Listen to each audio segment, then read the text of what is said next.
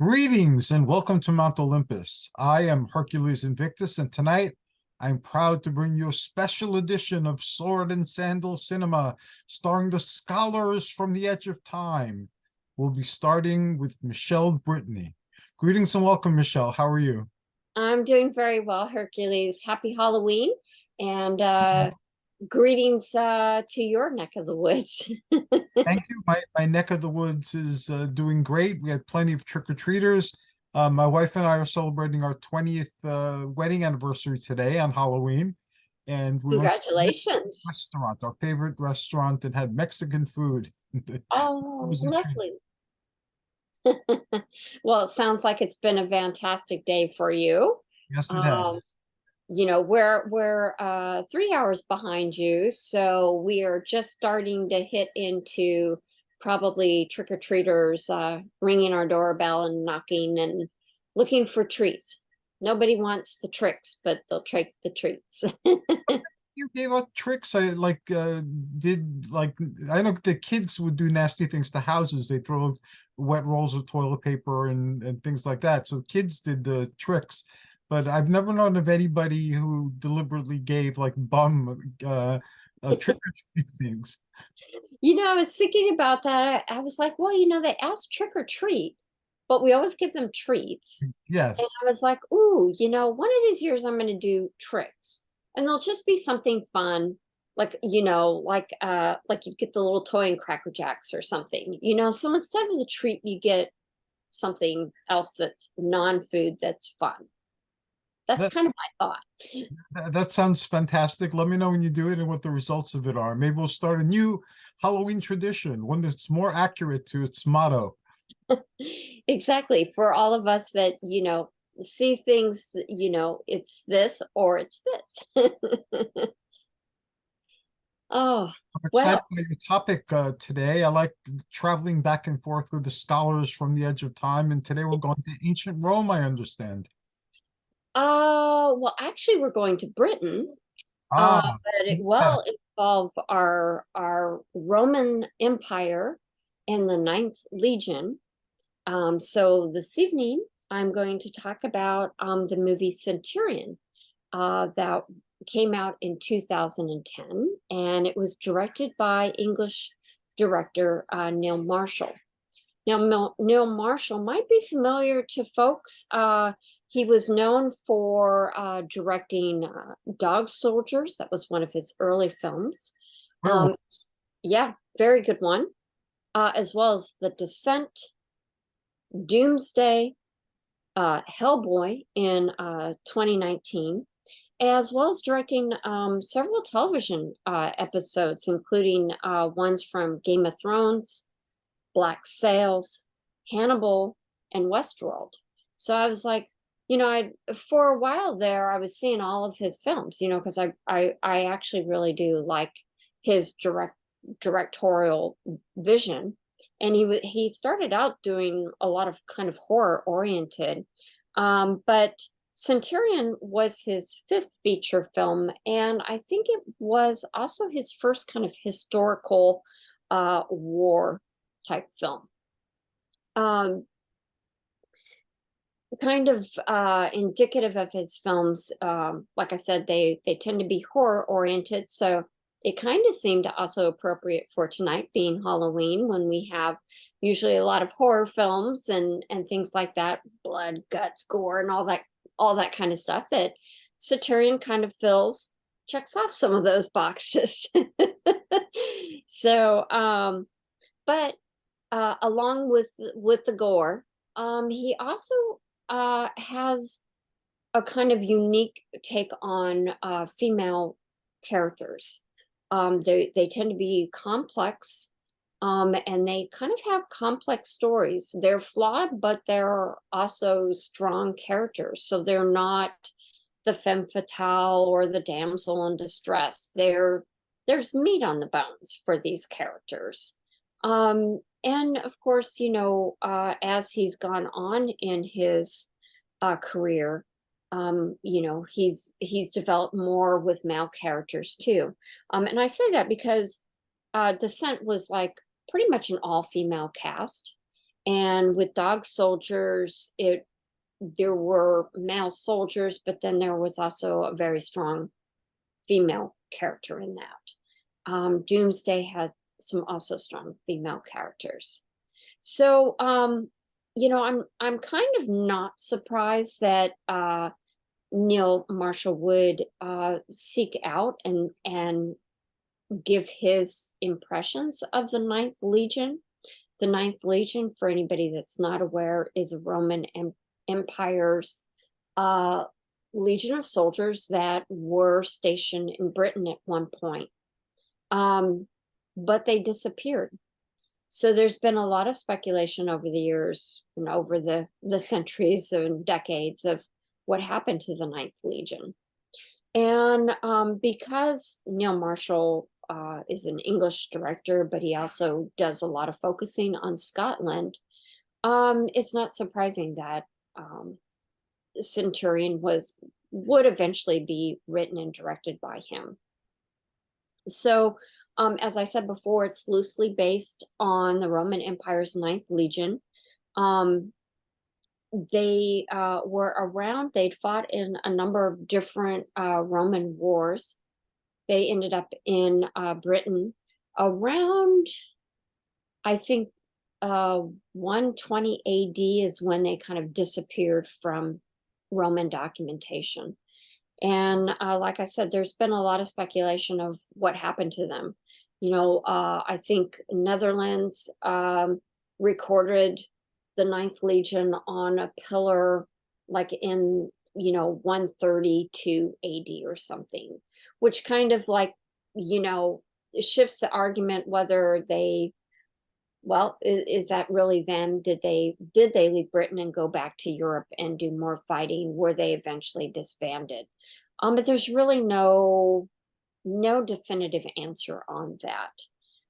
So what's interesting about Centurion and the Ninth Legion, you get one kind of argument presented in this film. So the film stars Michael Fassbender, Dominic West, Olga Kurylenko, Liam Cunningham, who's kind of a Neil Marshall regular. For people that saw Dog Soldiers, he's kind of one of like the main soldiers in the movie, and kind of a bad guy. And as I said, this film was released in 2010, and it was shown around at film festivals at the same time. So I think it was released at a couple of film festivals. The budget was 12 million, and it did modestly okay. It didn't make back its budget. The box office is right around 7 million. There's been other films about the Ninth Legion, including Michael McDonald's 2011 film, The Eagle, which starred Channing Tatum, Jamie Bell, and Donald Sutherland. So I'm kind of figuring that might have been the more popular one because of the American, a couple of American actors. Jamie's actually English, but this film was adapted from a 1954 novel, The Eagle of the Ninth, that was written by Rosemary Sutcliffe. So, the plot. I tried really hard to the plot because one of the criticisms is that there's a lot going on in this film, but there's not necessarily a lot of character development and a lot of hack and slash. And I would actually beg to differ a little bit. There is hack and slash in it, and there's blood and guts and things like that. But I also think that there's a story and there's some interesting characters, and that there's a lot deeper meaning, I think, going on with the film, particularly when you apply it to our contemporary times. But let's start with the plot. So, this is set in Britain around 100 AD or so. The Roman Empire is having a difficult time conquering Britain. and has stalled along the southern border of the Scottish Highlands, where they have been encountering strong resistance from the Picts. Now, the Picts have engaged in guerrilla warfare tactics, which worked well against the Romans, who disliked the cold, wild lands. They were anxious to get back to Rome.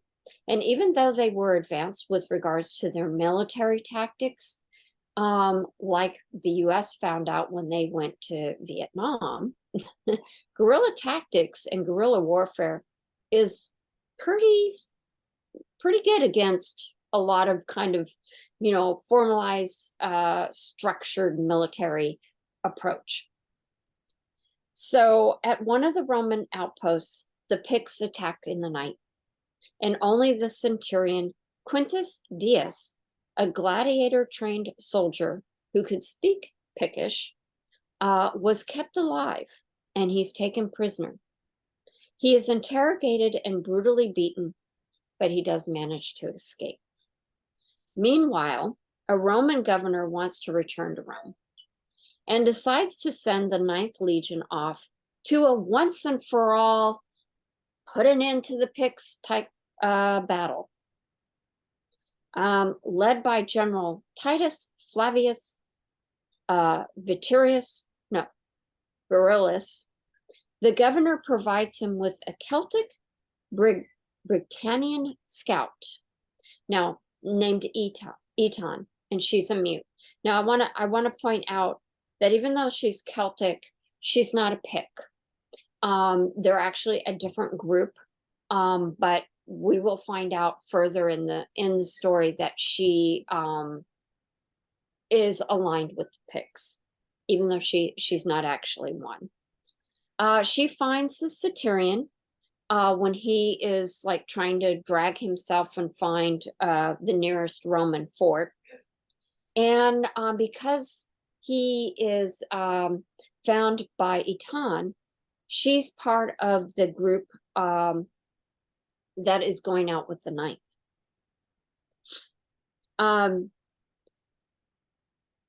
Spirits are high because they have found Dias.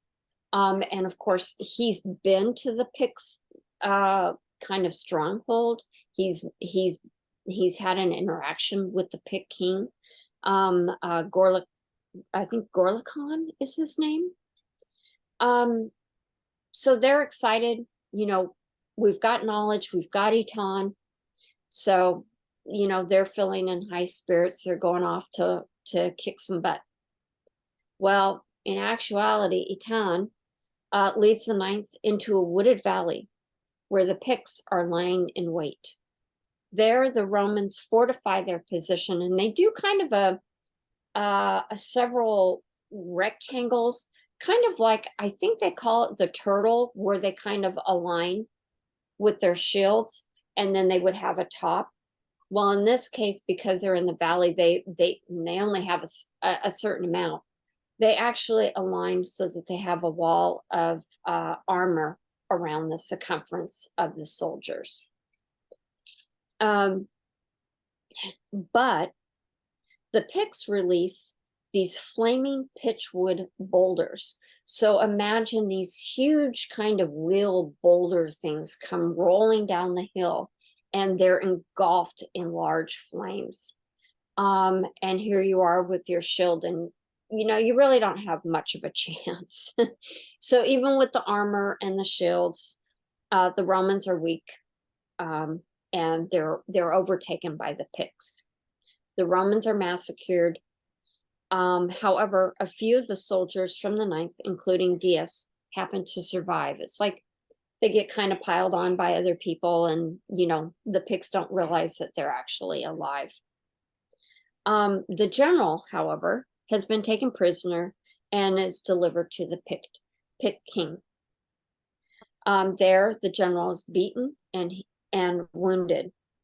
Dias, who knows where the Picts are camped out, and his group make a daring attempt to save the general, but they're not able to get him out of the shackles that he's in, and the general tells Dias to leave him, to get back to a Roman fort, let him know what's going on.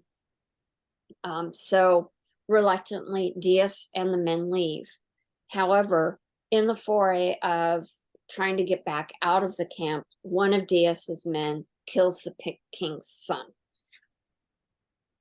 So the next morning, the general is made to fight Itan, who has her own story and her own axe to grind, so to speak. Her parents were killed by the Romans. Her mother and herself were raped. And in order to keep Itan from talking about what had happened to her and probably the rest of her village, her tongue has been cut out. This happens when she is young. So she manages to align with the Picts. So she grows up with the Picts, takes on their ways, including the tattoos and kind of facial paint that the Picts were known for. But she is driven by vengeance and a hatred for the Romans. So in the duel that she and the general engage in, she kills the general with a spear through his heart. The Pit King then sends Itan and a group of Picts with her to track down and kill Dias and his men. And one by one, they're kind of picked off by the Picts or by the wild animals, because of course this is happening in the Highlands, Scottish Highlands, where it's very, it's savage, it's country, it's wooded, it's wild, it's untamed. There's just so much out there.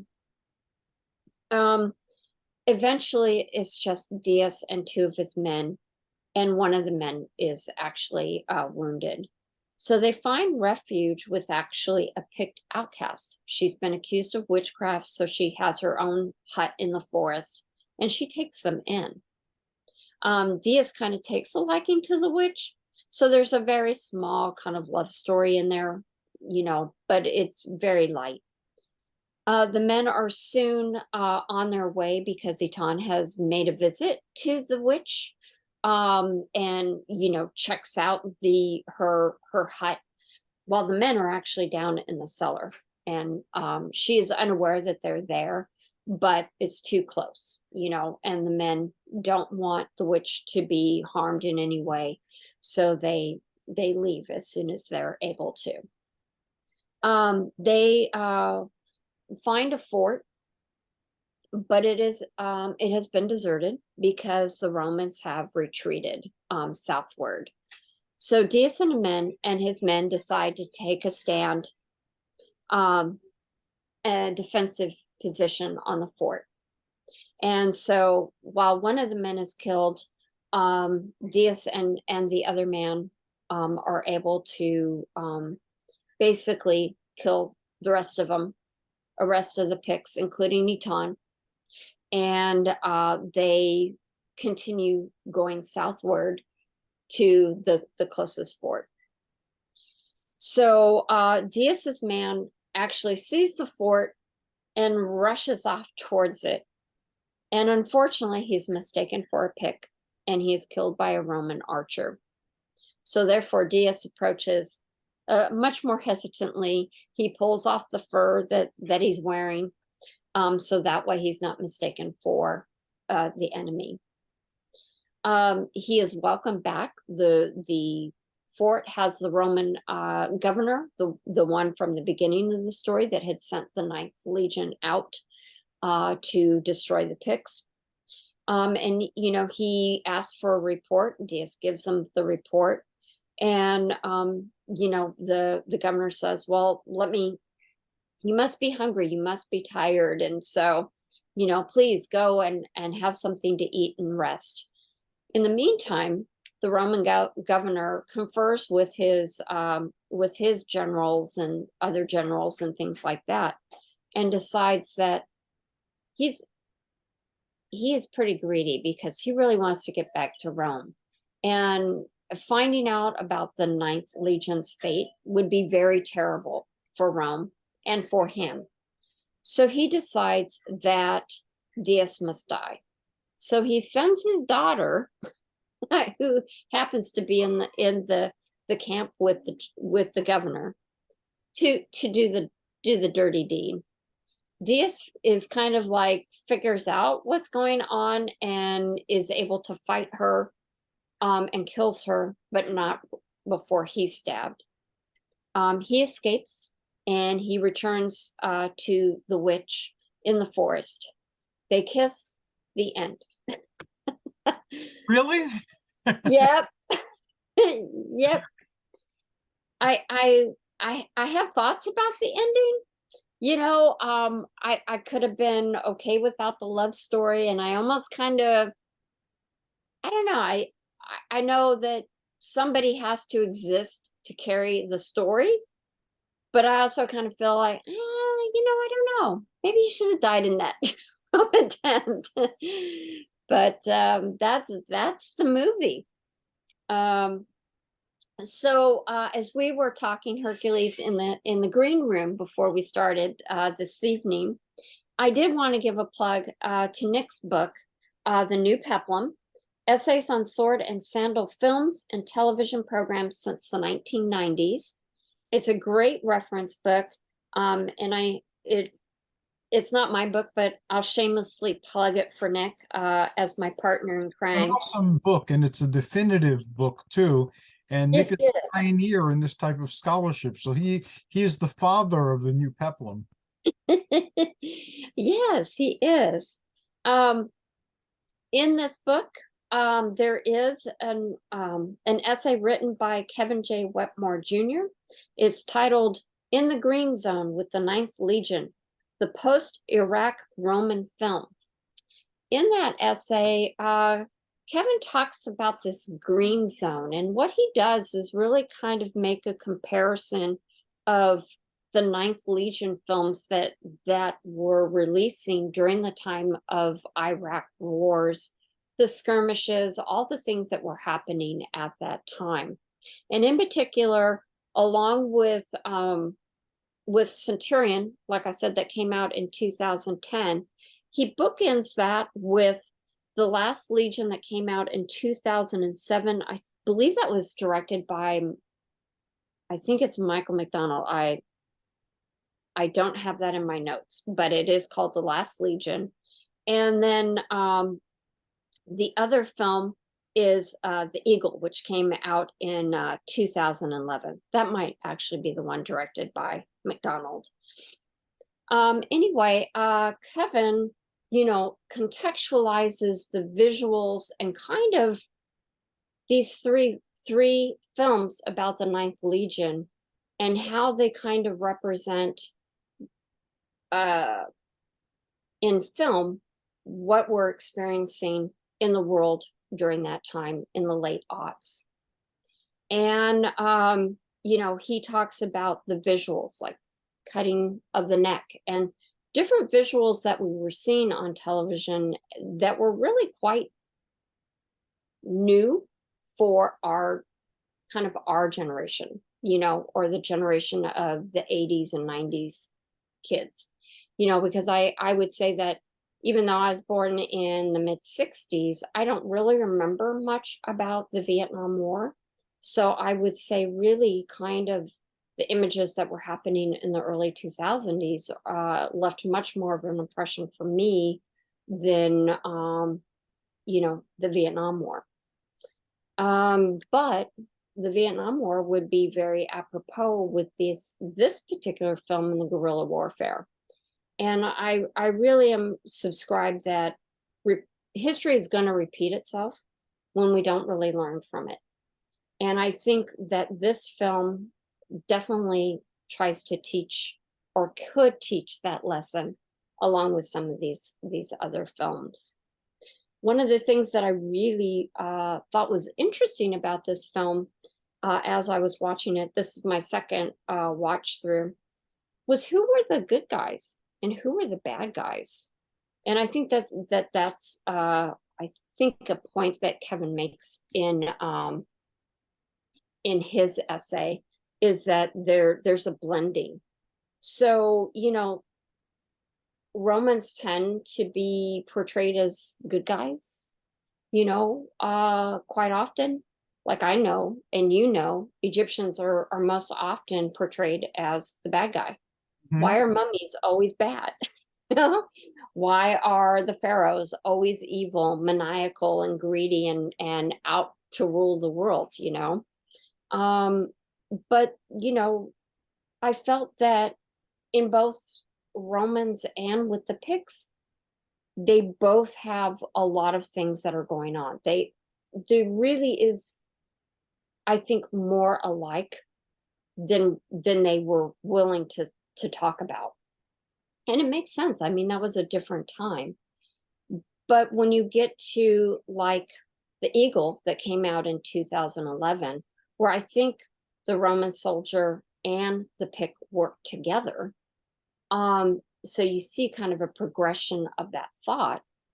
I think you get that character in Diaz, because the film starts out with him kind of having an internal dialogue where he's kind of asking big questions and he's observing the big picture. It's not just about him being a soldier, having come from a father that was a gladiator, so he's trained differently from some of the other soldiers. It's he has in a way more experience because he's not just a Roman soldier. He's got more complexity and more depth and more history than maybe some of the others that are really two-dimensional. Like, it's really, you don't really get to know the other men in his party when the ninth is annihilated. um and I would say, yeah, I would agree that getting a little more meat on the bones there for the other characters would have been interesting. But instead, I mean, you're a 97-minute film. You have to be tight, and unfortunately things are going to get lost. So I think that if there had been more, I think there would have been more interest in the other characters, but we only really have Diaz to kind of be our guide. And he really does think about, who he is, where he's at, what he's doing it for. Um, and although we don't get that same kind of voice with the Picts, we do get a representation, I think, with Olga Kurylenko's character Eton, because we do get to hear a little bit of her backstory, and we do see how war impacts a person. We don't really see that with like the Pict King, because he's out to try to protect his people because they've been invaded, just like any other tribe or country would be doing the same thing. So, it's an interesting representation that she takes on, because she really is kind of in a no man's land, which I think Diaz is to some degree. And, in other circumstances, I think there might have been more similarities than there are differences. So for that, I, I like this film, and the fact that, kind of like what on The Unforgiven, Clint Eastwood's film, did for the Western, which really gave kind of a more unsanitized, a more real look at the Western and what the West was like. I kind of feel like Centurion was kind of turning the key and taking a different look, and being a little more critical on both sides, probably a bit more Rome, but there's definitely a critical look. And as I said before, Diaz did come from a different background. So, he really is he becomes a voice of what's motivating people, and what are the actions that are being taken by those people, and are they right? And we do see that, particularly between the general, Varillas, and the governor. the governor is really motivated by greed, and he really wants to go back to Rome. He hates the cold, and I get it. I've been there. It can be cold, but he is definitely motivated by wanting to get ahead. For whatever reason, he's the governor at the outpost, way out from Rome and the empire, out on the outer reaches where, he's probably been banished because he's been a bad boy or something. But, we don't hear about that. But it is, we know what his motivation is. And then we have the general. What's his motivation? We don't get a whole lot other than the fact that he's probably a lifer military person. He gets on well with his men. We see those type of characters where they, he probably came up through the ranks, and so men, respect him and appreciate him because he understands them. Where I think, again, in contrast, I think the governor is probably aristocracy, and this is his appointment. And then, as I said earlier, Eton, even though she's mute, she does bring across a complexity. And I do, that was one thing that I, kind of recognized again in watching this film, is just how her presence on the screen, even though she doesn't say a word, she has such an intensity to her. That is conveyed in such a way that really, I would think, would be difficult to not have words. So she's got to use her eyes and the look. And I commend Marshall, because he really did wonderful direction, and whoever the choreographer was, to help bring out that intensity that she was already acting, but was just, brought forth even more by the camera. And for those that maybe recognize the name but are not placing where Olga Kurylenko is from, she was in Quantum of Solace, Daniel Craig's second James Bond film. So she was out for vengeance. So you can always compare those two films. The kind of the last point that I want to make, and then I'll be passing it over to Nick, is the fact that I actually have a personal connection. I've been to Scotland, and I've been to the Scottish Highlands, and I've seen that. I've seen what that land is like. I've been to Hadrian's Wall. I've been to York, where there's still ghost stories about the Roman legions the ghosts walking through different buildings. It really is, it's an amazing land, but it is still wild, and it still feels untamed. And the Picts are gone. We know very little about them today, other than some of the symbols that they have that I don't think have been necessarily cracked, like the Egyptian hieroglyphs have in the early 1800s. So I felt connected to the film because I've been to that locale, and I think it deepened my appreciation and interest in the film that I'm not sure that other people might also feel as I do, but I did feel that there was some depth to the film, and I think it had a lot to say, and I think it was a good transitional film because, like I said, in the Ingle, I think the two sides came together to fight together. And so I think that this is a nice, well, not a nice, but I think it's a good film that represents that blurring of lines so that we could kind of come together. And I think that's part of what this film has done.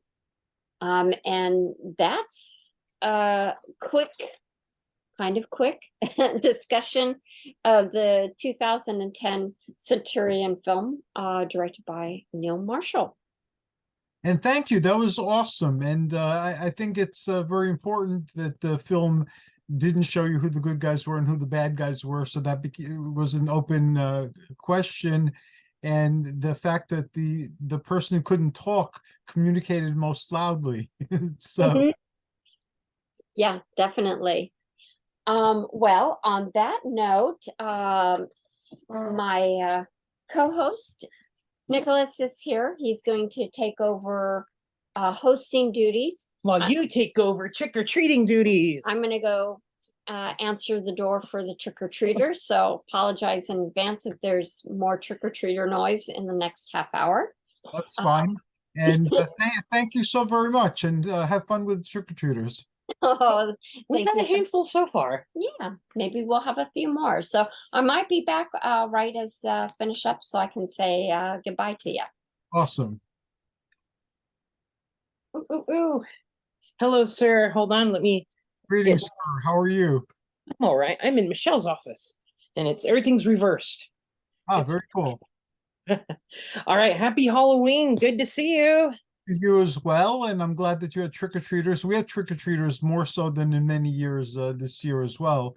It seems that the pandemic is no longer a factor in holding back trick-or-treaters.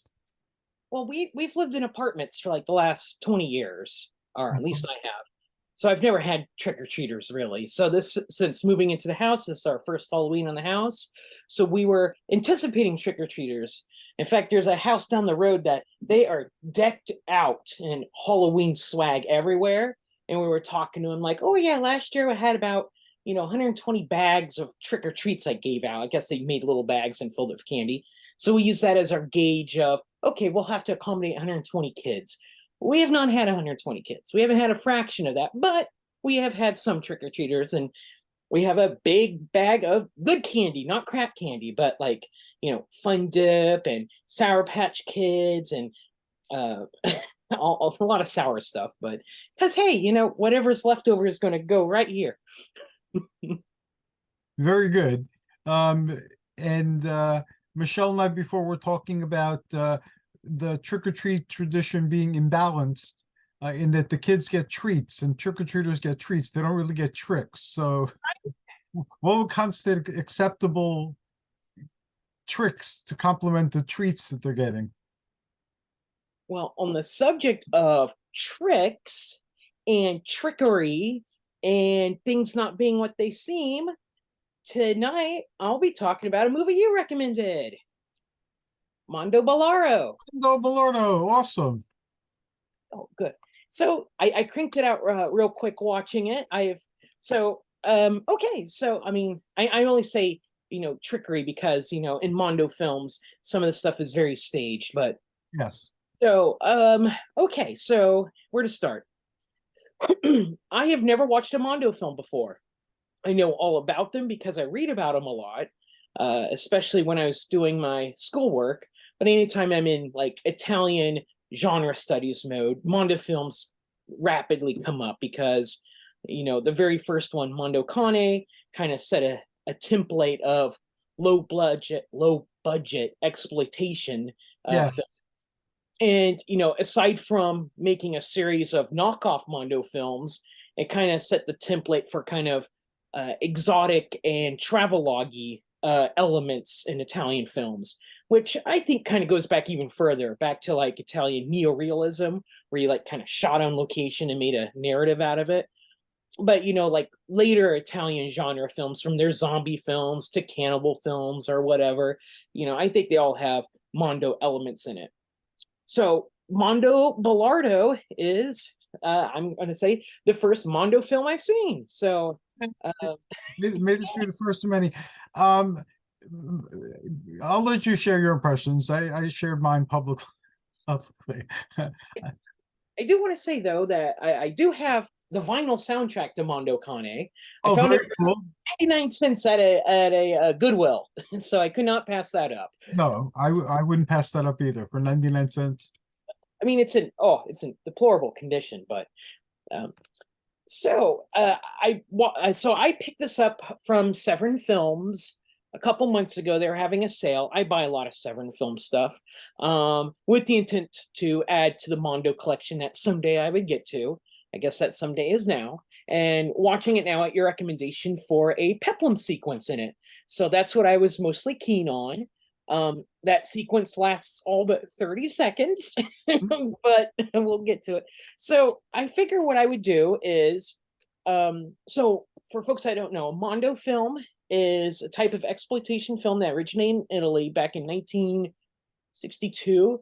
It's basically a documentary that's just like short vignettes that showcase kind of exotic or shocking or taboo or weird things from around the world. The idea is as an audience, you know, you're exposed to all these weird practices from across the world, and you know, some of it's real, some of it's staged, but that's what it is. It's basically a short 90-minute documentary of sorts that contains small little, you know, sub sequences of, hey, we're in Texas, here's some cattle rustling, okay, we're now on an island in the Pacific and here's some boating, but you know, change that to more shocking elements. But that's kind of the gist of what a Mondo film is.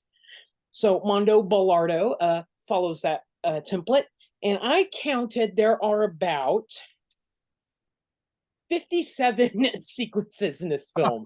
So I'm going to go through each one. I just have like a real, you know, statement of what each one does. And you know what? And side note, if you Wikipedia or Google Mondo Balordo, there isn't like a synopsis out there. So this will help folks, you know, what's really going on in this film. So what happens in Mondo Balordo? Sequence 1. A little person does a song and dance while performing in a band in Japan.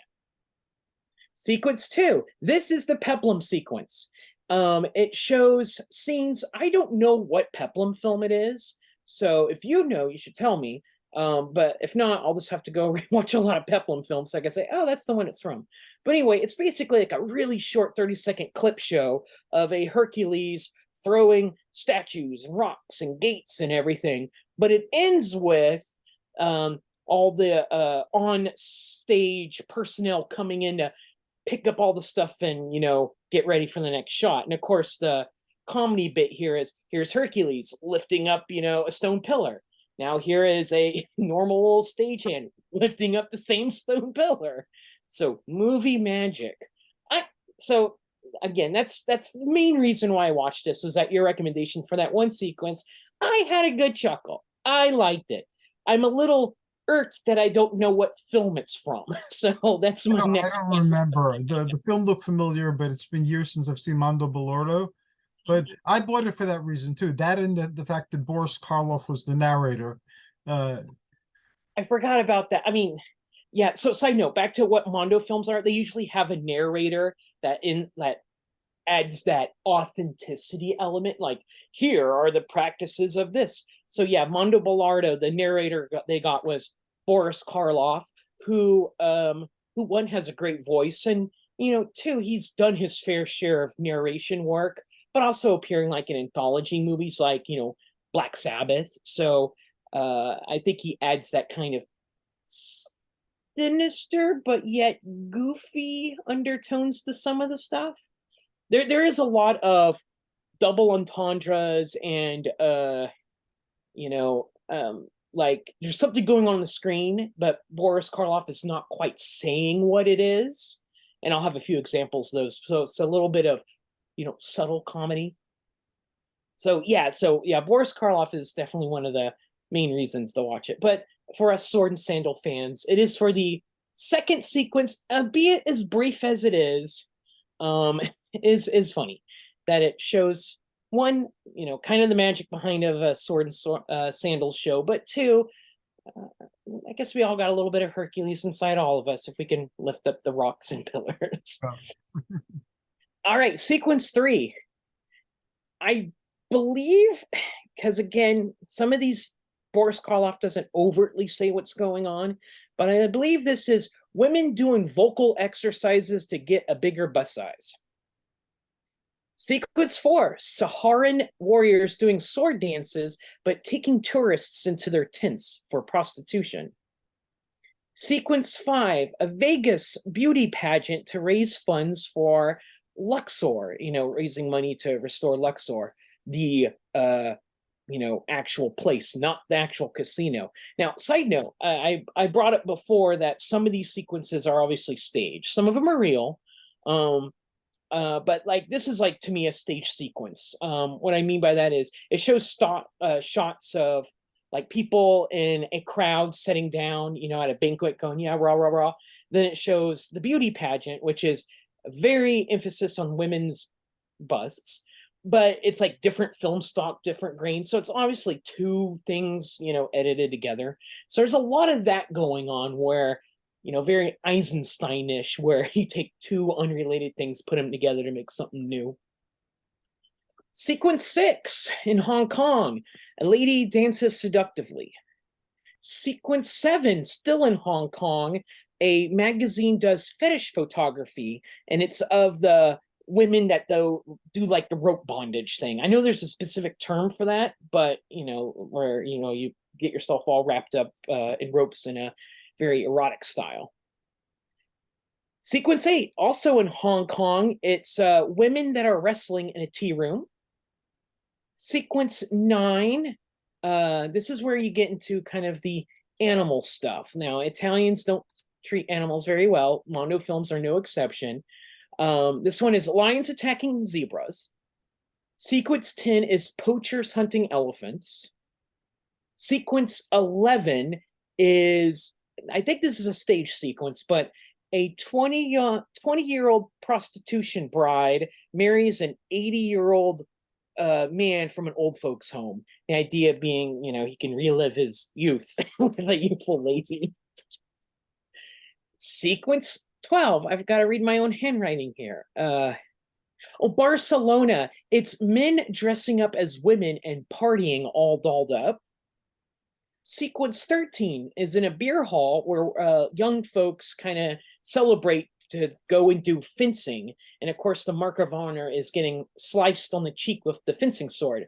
Now, to me, this is a stage sequence because the scars that they show people are obviously makeup because, I'm watching a nice, Blu-ray quality of this, so you can easily see it's fake scars, which I believe on the big screen in the 60s, that wouldn't be so apparent, but sequence 14, a nightclub in Berlin where the singer is dressed like Marlene Dietrich, where the singers are ladies dressed like men.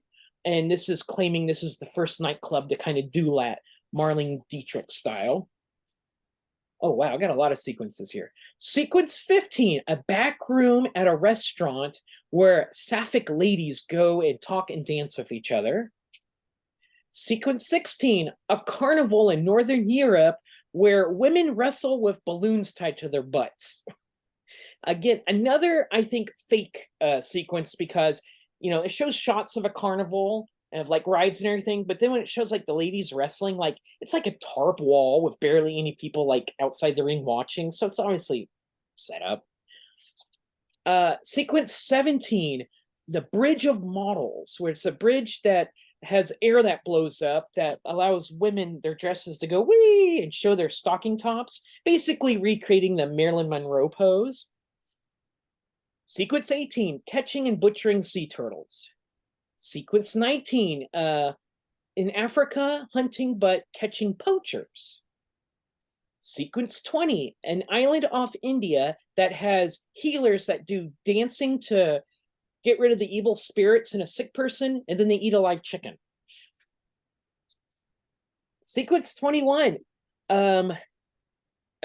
opium and cocaine harvesting from Ecuador.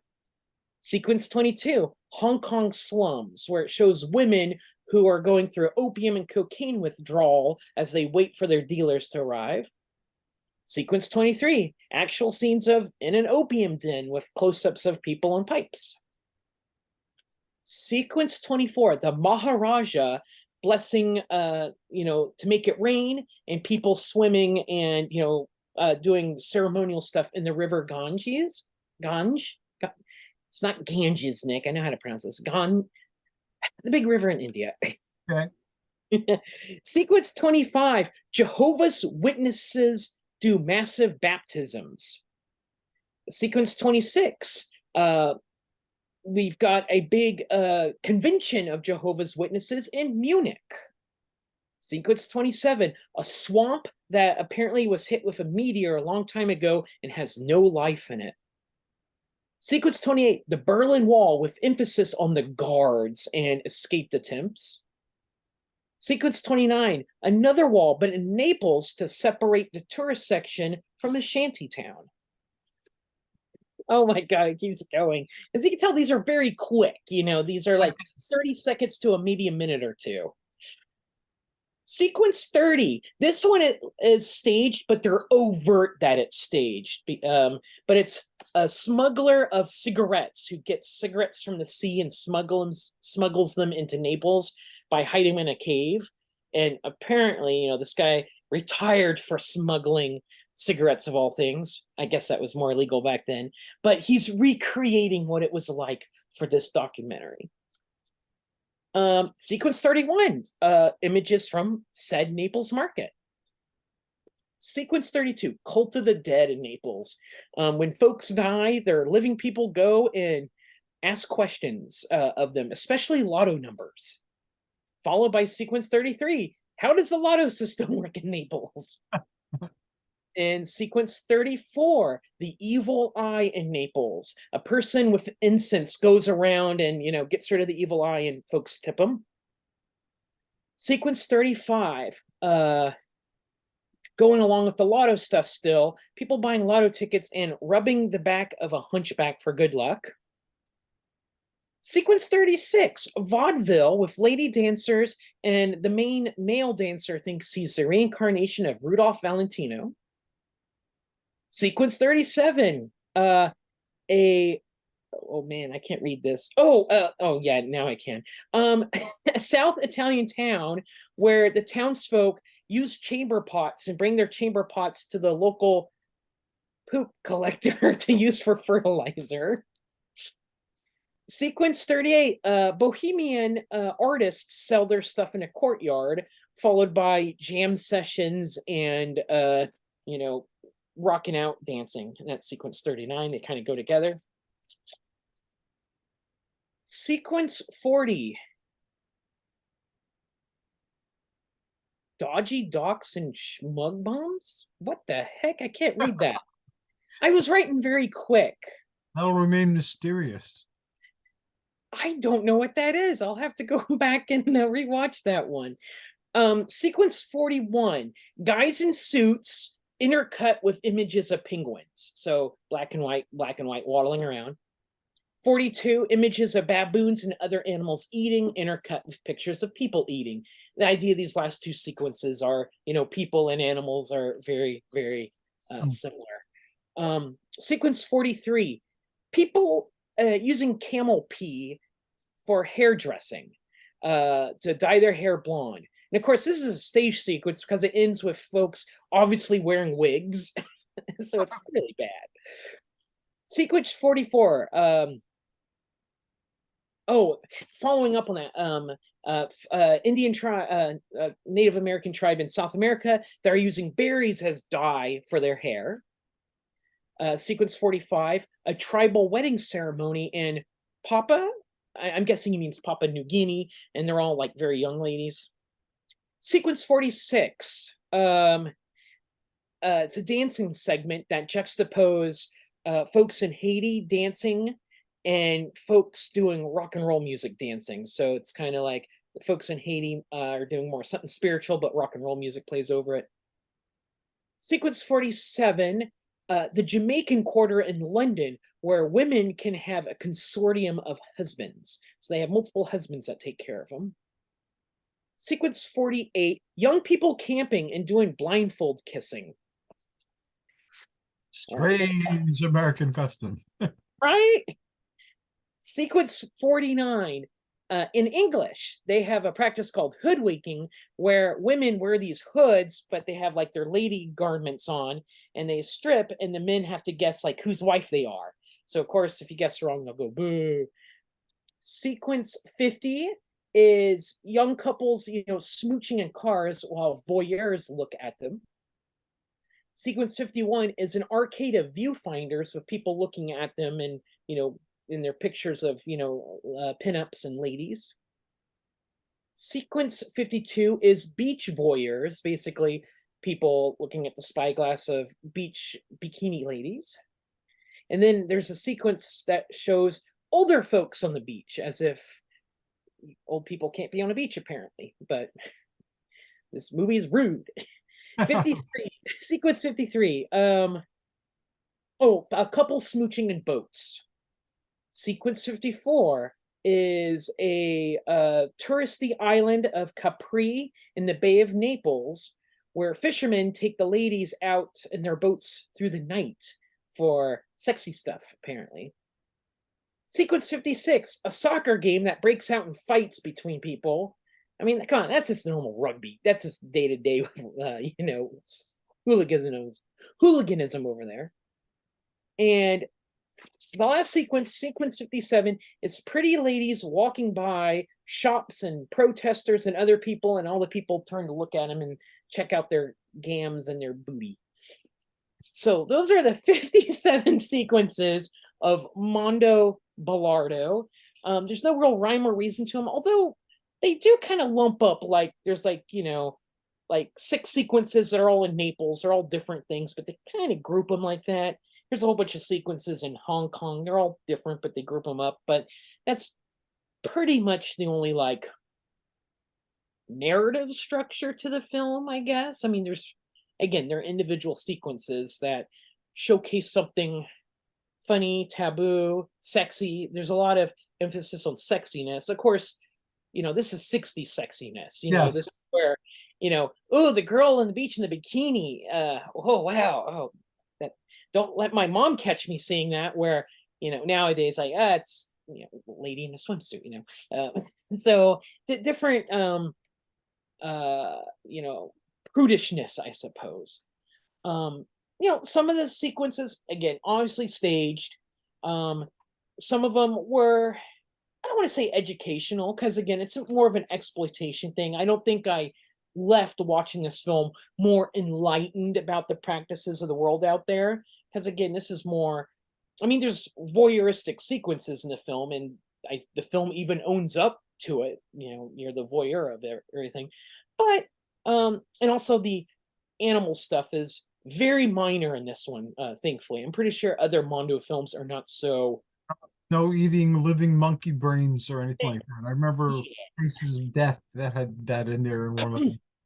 I'll pass. Anytime, if I want to watch that, I'll pop in Cannibal Holocaust, maybe. That's a different argument. I get it, but I also But anyway, but I enjoyed it. I had a good laugh. Michele walked by me a couple times while I was watching it, so there's always something different on the TV. So I'm like, is she judging me because I'm watching old people pray to dead ones for lotto tickets?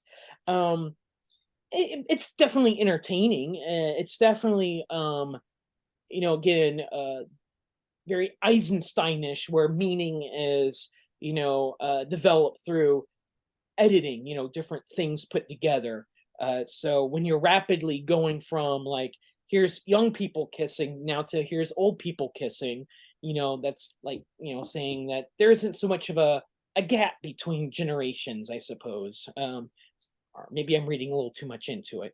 But no, that's Mondo Balordo. I'm guessing it's pretty representative of the Mondo genre at large. And again, for sword and sandal stuff, the super quick 30-second clip show at the beginning that shows the stagehands picking up all the props, I liked. It was cute. It was funny. I would watch more of that. I could see that kind of sequence more of in a parody film. Right. Something like a movie like Hail Caesar, which kind of shows a little bit of that. But I dug that. So thank you for kind of recommending that to me. I had a big smile on my face during that scene. I even like called Michelle over, sweetie, you gotta come over and watch this quick scene with me. So Well, I'm honored and thank you for reviewing it. And as you were describing it, just like as Michelle was describing the movie Centurion, I was remembering scenes from the movie, which I saw once when it came out. I think I even commented on the fact that Mondo Balordo is worth watching once.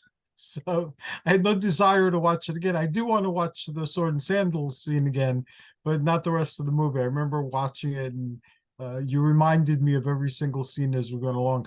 I think it was just the juxtaposition that there's a lot of weird things going on in the world, and not everything is as it seems, type of message that it keeps bringing, back and forth. And some things that may seem strange aren't really very strange if you look at them a slightly different way. And, some things that might seem common might have uncommon elements behind them. So I think they did a really good job in showing that. But it was very 60s, as you say, and it didn't age very well. And part of it is also this is a pre-globalized film. I mean, nowadays, in our very interconnected world, I mean, each of these segments is seriously a YouTube video or a TikTok clip or Right. something like that. So, where this is probably presented as something a bit more inaccessible back then, that's becoming accessible by you're kind of like, ooh, I'm the audience. I'm kind of privy to like some, weird things out in the world. That kind of barrier is like abolished now because Right. you can seriously go on YouTube and, type in any number of things and the equivalent of what you would see in a Mondo film is right Right there. there. So it's totally accessible. So it's definitely a product of its time. But I think, it has its I think it definitely has its place in Italian cinema as a whole because the formula established definitely influenced successor movies on how to gain shocking or exploitative elements in our films, be it Mondo or fictional narrative films. I want to thank you so very much for this segment. Brought a smile to my face. And Yay! I wish I had more time tonight. Tonight, I told Michelle my 20th wedding anniversary. We got married on Halloween, so I can't stay on very long, although I love talking to you guys. I So how know. can people find you and how can they enter Nick Diak land? All right, so I'm at nickdiak.com, nickdiak.com. Links to all my social media, podcast and vidcast appearances. All the CFPs and projects I'm working on are all listed there. And I'm a very gregarious person, so definitely reach out, say hi, or connect on social media. But that's the easiest way to find me. Thank you very much. And how can people find Michelle? You can probably find her through my website for all her podcast stuff, but she has a website at michellebrittany.com, and that's Michelle with one L. And as she would say, she also has an Amazon author page that has links to all the books that she's edited or, has an essay contributed to. She's not so much on social media, but you can track her down on Instagram if you like seeing pictures of cats and scrapbooking. And those are two things that you'll see a lot of that are awesome to watch. And she has a website on mummies, Michelle's Musing on Mummies, which Yes. is really incredibly awesome if you love mummies and all things Egyptian. Thank you again so very much. Happy Halloween. Congratulations on Halloween in your own house and trick-or-treaters. May this continue and become a cherished tradition over the years. Hope so. We got Carnival of Souls playing as ambient music in the background. Awesome. And just chilling and enjoying the night and getting to talk to you. But hope you have a great anniversary and a great Halloween.